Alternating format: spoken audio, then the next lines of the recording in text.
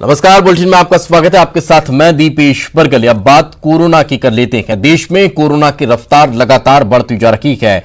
पिछले 24 घंटे में 78,761 नए मामले सामने आ चुके हैं। देश में 35 लाख के पार बीमार पहुंच चुके हैं। 24 घंटे में 948 लोगों की जान भी चली गई है। मृतकों की संख्या बढ़कर 63,498 हो चुकी है। तो लगातार देश में कोरोना पीड़ित मरीजों की संख्या में इजाफा हो रहा है। देश में कुल 35 लाख के पार बीमार का आंकड़ा पहुंच चुका है। लेकिन अगर पिछले 24 घंटे का जिक्र करें तो यह आंकड़ा भी बढ़ता हुआ नजर आ रहा है। बीते 24 घंटे में 78,761 नए मामले सामने आ चुके हैं, जो चौंकाने वाले हैं, डराने वाले हैं। और यही वजह है कि लगातार कोरोना संक्रमित मरीजों के आंकड़े में होता इजाफा लोगों के परेशानी का सबब बनता हुआ नजर आ रहा है।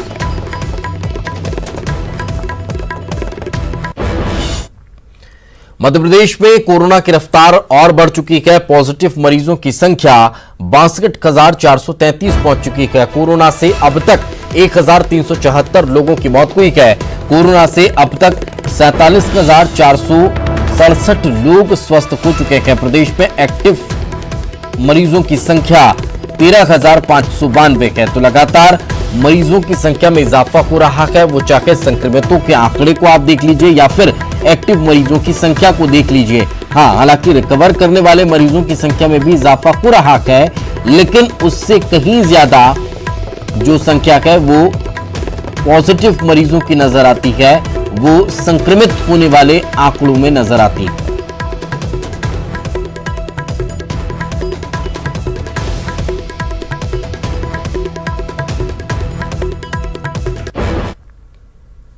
राजधानी भोपाल में कोरोना बेकाबू हो चुका है। कोरोना के 229 नए मरीज मिले हैं। एक दिन में सबसे ज्यादा मरीज मिलना पाया गया है। 229 लोगों की रिपोर्ट कोरोना पॉजिटिव आई है। तो ये बड़ी खबर निकलकर सामने आ रही है। लगातार संक्रमित मरीजों की संख्या में इजाफा हो रहा है और राजधानी भोपाल में भी कोरोना पर लगाम लगती हुई नजर नहीं आ रही है। राजधानी में भी कोरोना बेकाबू हो चुका है। शहर में 229 नए कोरोना पॉजिटिव पाए गए हैं। अब तक के सारे रिकॉर्ड इस तरह से टूटते हुए नजर आ रहे हैं।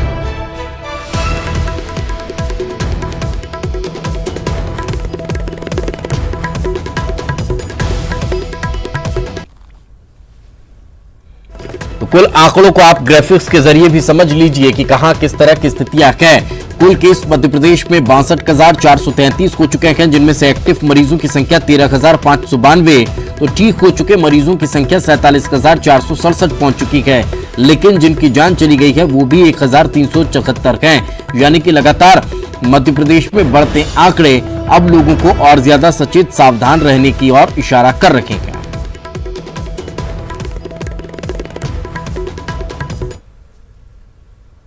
भोपाल में कांग्रेस महामंत्री मोहम्मद सलीम का निधन हो गया। कोरोना की वजह से उनका निधन हुआ है। निजी अस्पताल में उनका इलाज चल रहा था और उनका कोरोना की वजह से निधन हो गया।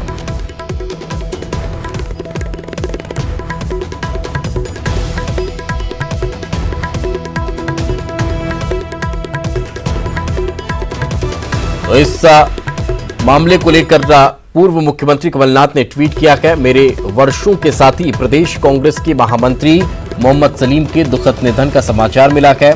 उनका निधन मेरे लिए व्यक्तिगत क्षति है। परिवार के प्रति मेरी शोक संवेदनाएं है। ईश्वर उन्हें अपने श्री चरणों में स्थान और पीछे परिजनों को यह दुख सहने की शक्ति प्रदान करे।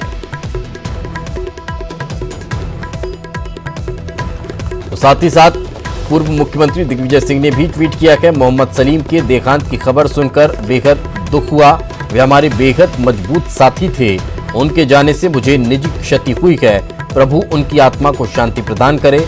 परिवारजनों को हमारी संवेदनाएं।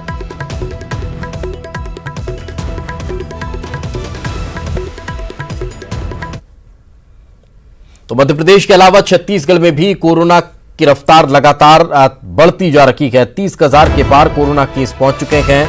राज्य में 24 घंटे में 1,346 नए मरीज मिले हैं। रायपुर में अब तक का सबसे बड़ा कोरोना ब्लास्ट हुआ है। राजधानी में 669 नए मरीज मिले हैं। एक्टिव मरीजों की संख्या 13,520 तक पहुंच चुकी है।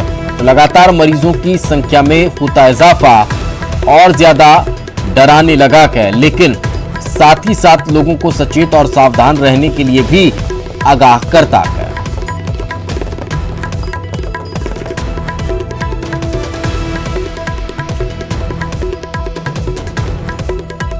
देश के साथ साथ मध्य प्रदेश और छत्तीसगढ़ में भी कोरोना अपने पैर पसारता जा रहा है। छत्तीसगढ़ में किस तरह से कोरोना संक्रमित मरीजों की संख्या में इजाफा हो रहा है, वो आप इन आंकड़ों के जरिए समझ सकते हैं। 30,000 के पार कोरोना के केस हो चुके हैं। राज्य में 24 घंटे में 1,346 नए मरीज मिले हैं।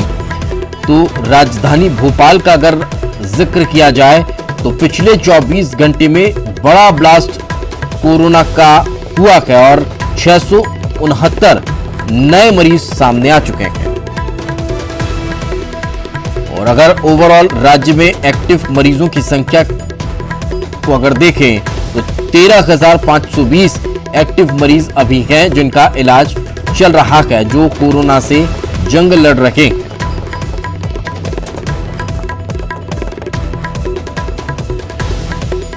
मौत का आंकड़ा भी लगातार बढ़ रहा है।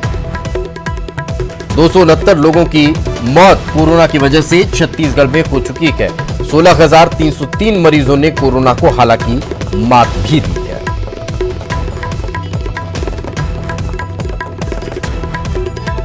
तो चलिए चर्चा करते हैं। हमारे सहयोगी अरुण त्रिवेदी इंदौर से हमारे साथ जुड़ चुके हैं और ममता लांजीवार हमारे साथ रायपुर से मौजूद हैं।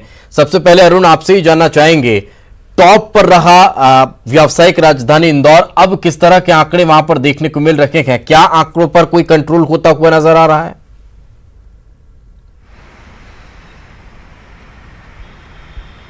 बिल्कुल दीपेश, अगर इंदौर की बात की जाए तो इंदौर में कोरोना भयावह रूप लेता जा रहा है। अगर पिछले 24 घंटे की बात करें तो 272 नए पॉजिटिव मरीज सामने आए हैं और एक दिन का सबसे बड़ा आंकड़ा है।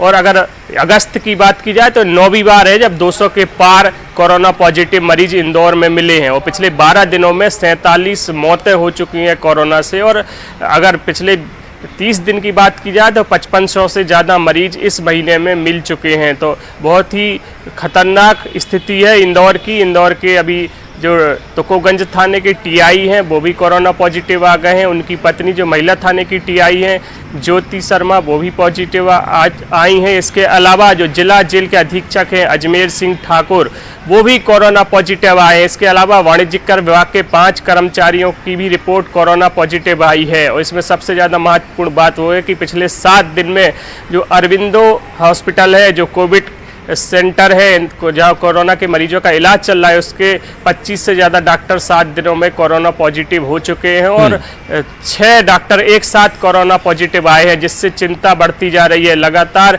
एहतियात बरतने की अपील की जा रही है। उसके बाद भी कहीं ना कहीं एहतियात बरतते हुए लोग नजर नहीं आ रहे हैं। हर तरफ कहीं ना कहीं कोई लापरवाही होती है जिसका खामियाजा शायद आम नागरिकों को ही भुगतना पड़ रहा है। वापस आऊंगा अरुण आपके पास। ममता हमारे साथ जुड़ी हुई है। ममता, छत्तीसगढ़ जहां आंकड़े जब शुरुआत में मध्य प्रदेश में बहुत ज्यादा बढ़ चुके थे, तब छत्तीसगढ़ ऐसा लग रहा था कि विजय पा जाएगा और संक्रमण मुक्त प्रदेश कहलाएगा, लेकिन अब जो रफ्तार आंकड़ों ने पकड़ी है वो किस और इशारा करती है?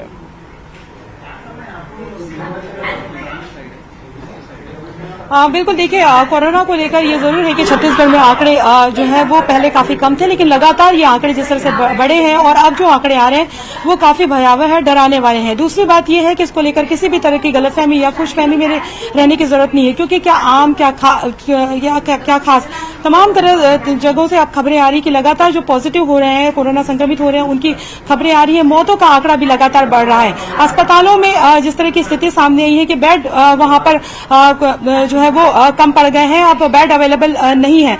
डॉक्टर्स अगर हम बात करें तो तमाम जो कोरोना वायरस जो वॉरियर्स हैं, चाहे वो सफाई कर्मी, सुरक्षा कर्मी, डॉक्टर्स हो, स्वास्थ्य कर्मी हो, तमाम लोग जिस तरीके से लगातार बिल्कुल रोकना चाहेंगे। और इस वक्त मुख्यमंत्री शिवराज सिंह चौहान क्या कुछ कह रहे हैं, आइए आपको सुनवाते हैं। लेकिन अभी भी होशंगाबाद में खतरे के निशान के लगभग 8 फीट ऊपर नर्मदा जी का पानी बह रहा है। कई गांव अभी भी जलमग्न हैं, लेकिन प्रशासन सब जगह पहुंच चुका है। पश्चिमी मध्य प्रदेश के कुछ हिस्सों में कल बारिश हुई, उसके कारण गांधी सागर बांध के गेट भी खोले हुए हैं और चंबल संभाग में लोगों को सतर्क किया है। यद्यपि खतरे के निशान से अभी काफी नीचे हैं। अब बाढ़ तो थम गई है। मैं पहले उनको धन्यवाद देना चाहूंगा जिन्होंने अपनी जान पर खेलकर डूबते हुए गांवों से कई लोगों को बचाया है। विशेषकर एयरफोर्स के 5 हेलीकॉप्टर रेस्क्यू के काम में लगे थे और 264 के आसपास अलग अलग गांव से भाई बहन एयरलिफ्ट किए गए थे। मैंने कल उनके ग्रुप कैप्टन शेरावत जी को, कमांडिंग ऑफिसर थे रेस्क्यू के, उनको हवा से ही धन्यवाद दिया था, एयर ट्रैफिक कंट्रोल से कनेक्ट करके। और बाकी पायलट जिन्होंने रिस्क लेकर भी लोगों को बचाया, एयरफोर्स के wing commander Abhimanyu Singh, squadron leader Lalit थे, हिमांशु सिंह थे, ग्रुप कैप्टन पुनीत थे और स्क्वाड्रन लीडर पेट्रो थे। सबको मैंने धन्यवाद दिया। सेना के जवानों को धन्यवाद दिया। अभी एक टुकड़ी उनकी रुकी हुई है, बाकी हम वापस कर रहे हैं। एनडीआरएफ की टीम ने बहुत अच्छा काम किया। एसडीआरएफ की टीम ने, जो हमारे प्रदेश की है, होमगार्ड्स के साथ जी जान लगा के काम किया। उसके साथ मुझे इस बात का संतोष है कि संकट की, आपदा की इस घड़ी में सभी ऑफिसर्स, वल्लभ भवन से लेके और नीचे कलेक्टर हो, कमिश्नर हो, आईजी हो, एसपी हो, सबने बेहतर काम किया। इसके कारण हम जान बचा सके। और रात भर में भी फोन पर जो घिरे हुए गांव थे उन लोगों से मैं लगातार बात करता रहा कि हिम्मत रखें, और रात में भी लोगों को रेस्क्यू करने के काम में हम लोग कई जगह सफल रहे। लेकिन उससे बड़ी चुनौती अब है, जान तो बच गई, गांव से पानी उतर रहा है। सबसे बड़ी जरूरत है अब राहत की,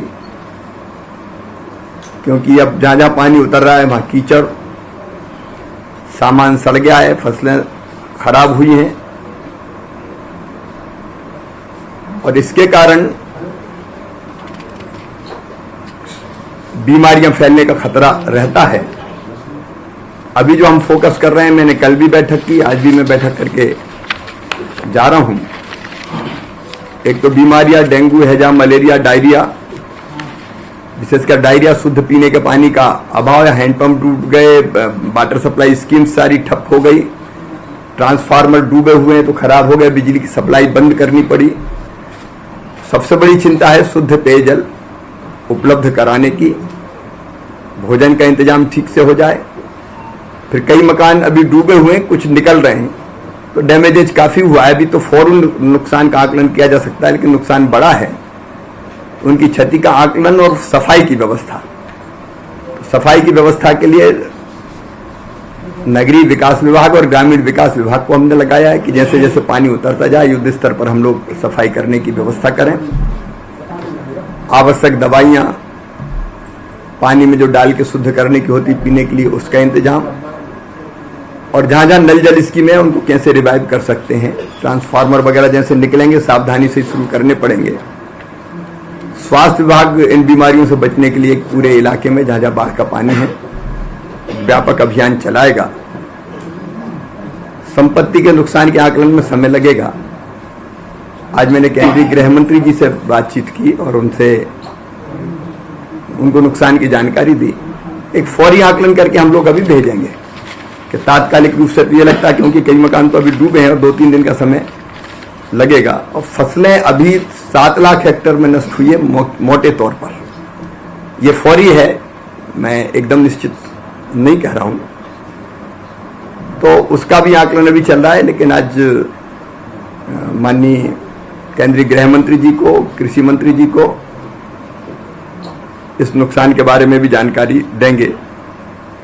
अब मन में यही संकल्प है कि कैसे ढंग से पुनर्वास हो सके।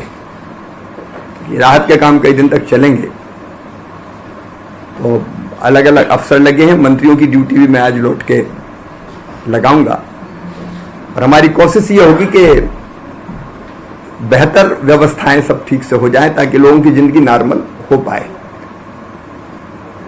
संपत्ति का नुकसान हुआ है, अनाज खराब हुआ है, कपड़ा, बर्तन, फसलें, एक तरह से सब कुछ चला गया।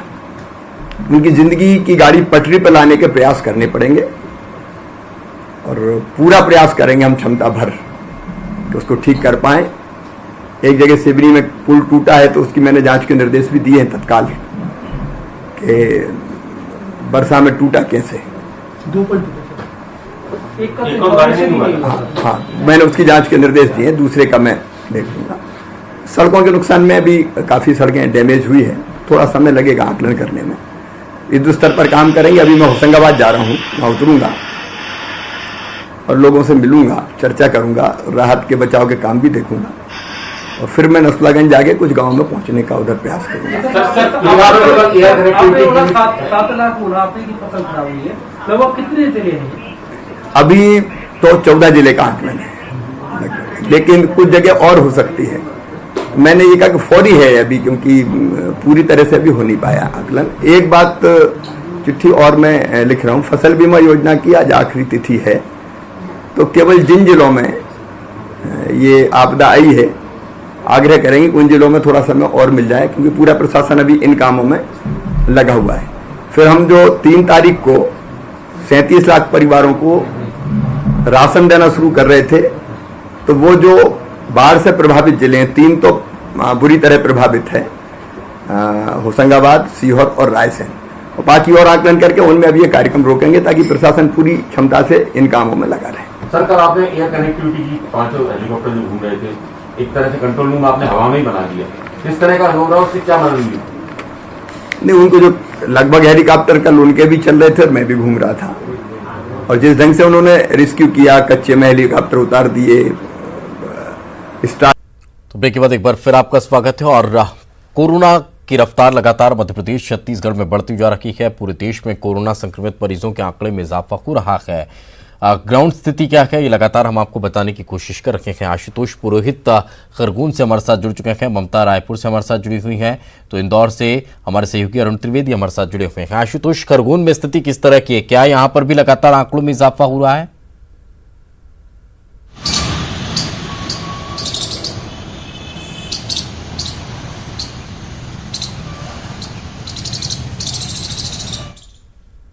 आशुतोष, 100 से बढ़ाकर 200 रुपए कर दिया है, बावजूद इसके लोग मास्क नहीं लगा रहे हैं और एहतियात नहीं बरत रहे हैं। वही कारण है कि कोरोना का संक्रमण लगातार बढ़ता जा रहा है। जी, ममता हमारे साथ लगातार बनी हुई है। ममता, रायपुर और छत्तीसगढ़ में लगातार इजाफा हो रहा है, क्या व्यवस्थाओं में अब कोई परिवर्तन?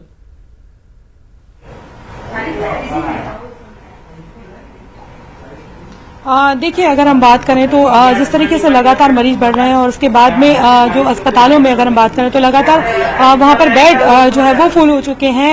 काफी जो है वो जद्दोजहद करनी पड़ रही है। ये जरूर है कि होम आइसोलेशन को लेकर पहले ही कहा गया है कि घरों पे भी, हालांकि उसके साथ कुछ शर्तें हैं कि वो जो उन शर्तों को पूरा कर पाने पर ही लोग घर पे रहकर अपना इलाज करवा पाएंगे।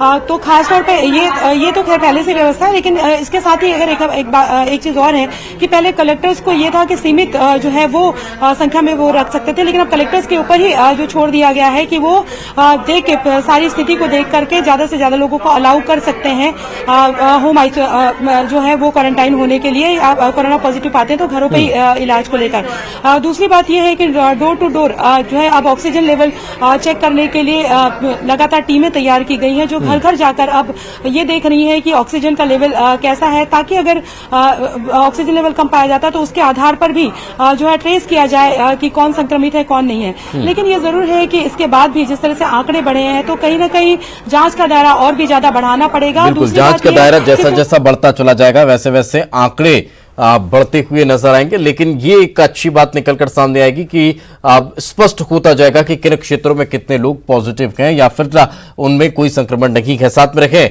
आशुतोष पुरोहित हमारे साथ जुड़े हुए हैं। आशुतोष, खरगोन की क्या स्थिति है?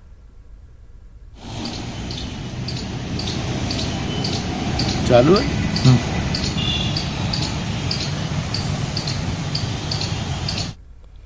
लगता है आशुतोष से हमारा संपर्क नहीं हो पा रहा है। अरुण हमारे साथ लगातार बने हुए हैं इंदौर से। अरुण, एक सवाल यहां पर यह खड़ा होता है कि लापरवाही लगातार इंदौर में देखने को मिल रही है, चाहे हम हाल ही में निकाले गए ताजी का जिक्र कर लें, चूंकि लगातार प्रशासनिक का अमले के द्वारा ये एहतियात बरतने की अपील की जा रही थी कि किसी भी तरह का कोई धार्मिक आयोजन नहीं होगा, लेकिन उसके बाद भी क्या कहीं ना कहीं कोई लापरवाही प्रशासनिक स्तर पर भी वो इस लिहाज से कि क्या हम रोक नहीं पा रहे हैं?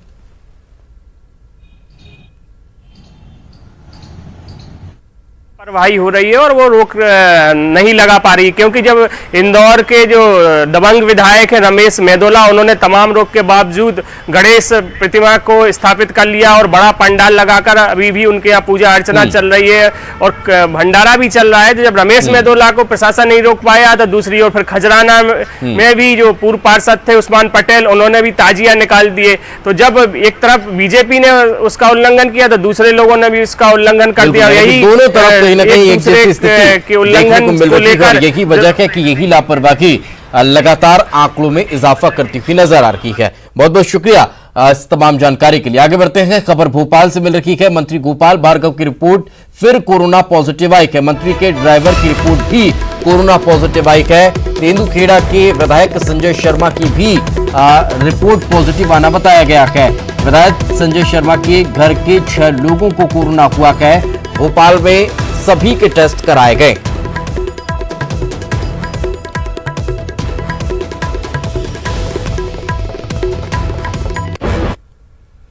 आगे बढ़ते हैं, जबलपुर से एक और बड़ी खबर मिल रही है। व्यापम घोटाला मामले में पूर्व मंत्री लक्ष्मीकांत शर्मा को हाईकोर्ट से राहत मिली है। सिरोंज थाने में हाजिरी लगाने की शर्त हाईकोर्ट ने हटाई है। हर माह के आखिरी रविवार को थाने में हाजिरी लगानी होती थी। पूर्व में हाईकोर्ट ने जमानत देते हुए थाने में हाजिरी की शर्त लगाई थी। बहुचर्चित व्यापम घोटाले के 5 मामलों में शर्मा आरोपी हैं, लेकिन अब उन्हें ये राहत मिलती हुई नजर आ रही है।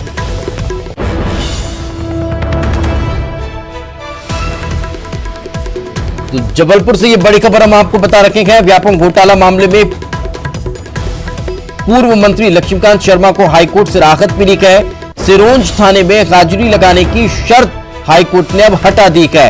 अब उन्हें हर महीने के अंतिम रविवार को थाने में हाजिरी लगाने नहीं पहुंचना होगा।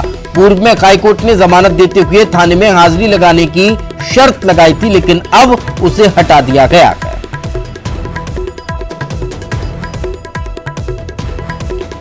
तो बहुचर्चित व्यापम घोटाला मामले के आरोपी हैं शर्मा और इस मामले में तकरीबन 5 ऐसे मामले हैं जिनको लेकर उन्हें आरोपी बनाया गया है। और जब कोर्ट से उन्हें जमानत मिली थी, राहत मिली थी, तब उनके लिए एक शर्त लगाई गई थी कि हर महीने के आखिरी रविवार को सिरोंज थाने में उन्हें हाजिरी लगाने पहुंचना था। लेकिन अब सिरोंज थाने में हाजिरी लगाने की शर्त को हाईकोर्ट ने हटा दिया है। तो ये बड़ी खबर हम आपको बता रखे हैं। पूर्व मंत्री लक्ष्मीकांत शर्मा को हाईकोर्ट से राहत मिली है। सिरोंज थाने में हाजिरी लगाने की शर्त हाईकोर्ट ने हटाई है। हर माह के आखिरी रविवार को थाने में हाजिरी उन्हें लगाने पहुंचना पड़ता था, लेकिन अब जबलपुर हाईकोर्ट ने उस शर्त को हटा दिया गया। अब उन्हें थाने में हाजिरी लगाने के लिए नहीं पहुंचना पड़ेगा। तो बहुचर्चित व्यापम घोटाला मामले को लेकर उन्हें आरोपी बनाया गया था और उसके बाद फिर जमानत पर वे छूटे थे, लेकिन जमानत पर जब वे छूटे तो उनकी जमानत के साथ कोर्ट ने शर्त भी ऐड कर दी थी, जिसे अब हटा दिया गया है। और ज्यादा जानकारी के साथ हमारे सहयोगी प्रतीक हमारे साथ जुड़ चुके हैं। प्रतीक, शर्त हटाने की कोई खास वजह बताई गई? देखिए बिल्कुल दीपेश, 5 मामले जो है व्यापम फर्जीवाड़े के वो पूर्व मंत्री लक्ष्मीकांत शर्मा पर दर्ज थे और 2017 में सभी 5 मामलों पर उन्हें जमानत मिल गई थी। लेकिन ये जमानत दरअसल सशर्त थी और हर महीने के अंतिम रविवार को नजदीकी थाने में पूर्व मंत्री लक्ष्मीकांत शर्मा को जाके अपनी हाजिरी देनी होती थी। आज जो तमाम याचिकाएं थी उस पर यही तर्क दिया गया कि पूरे सभी मामलों पर चार्जशीट फाइल हो चुकी है और कोर्ट में पेशी के लिए हर बार उन्हें जाना ही पड़ता है। इस लिहाज से अब उनकी पेशी हर रविवार को, माह के अंतिम रविवार को जाने के लिए इस शर्त को कहीं ना कहीं हटा दिया जाए। तो बेसिकली ये कहीं ना कहीं हाईकोर्ट ने इस मांग को स्वीकार किया है। चार्जशीट दाखिल होने तक ही इसकी मान्यता थी, जो अब चार्जशीट दाखिल हो चुकी है तो इस शर्त को कहीं ना कहीं विलोपित होना था और हाईकोर्ट ने भी इस तर्क को माना और हाल फिलहाल आज उन्हें राहत दे दी है। चलिए, बिल्कुल, बहुत बहुत शुक्रिया प्रतीक इस तमाम जानकारी के लिए।